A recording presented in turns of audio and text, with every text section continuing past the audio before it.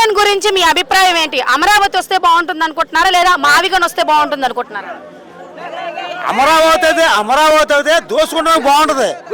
అమరావతి అయితే దోసుకుంటే బాగుంటుంది. చంద్రబాబు బినామీలు మొత్తం అలా బాలకృష్ణ అల్లుడు మొత్తం లోకేష్ 500 ఎకరం 1000 ఎకరాలు కొనుక్కుని ఒక అమరావతిని పేరు పెట్టి మొత్తం దోసుకున్నాక జరిపోయింది. అమరావతి అనేది ఇప్పటికీ అమరావతి అవదు.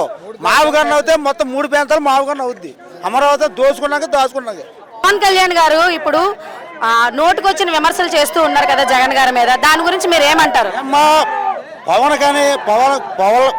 కళ్యాణ్ మాకు కాపు కులస్తులే, కాకపోతే ఆయన ఒంటరిగా పోటీ చేస్తే మేము ఎంతోకొంత సానుకూలం చేస్తాం.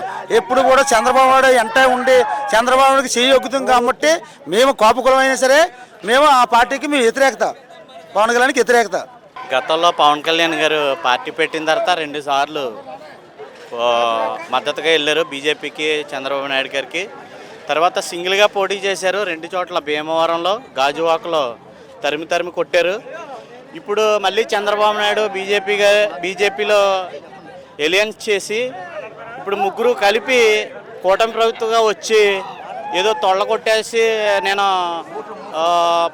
చర్మం చేస్తా, తాట తీసేస్తా అని చెప్పేసి ఆయన ఇప్పుడు ఇవాళ జబ్బలను ఎప్పట్టేసి ఆపరేషన్ చేయించుకునే స్థితిలో ఉన్నారు. ఆయన 11 ఓట్ల గురించి ఆయనే మాట్లాడారు.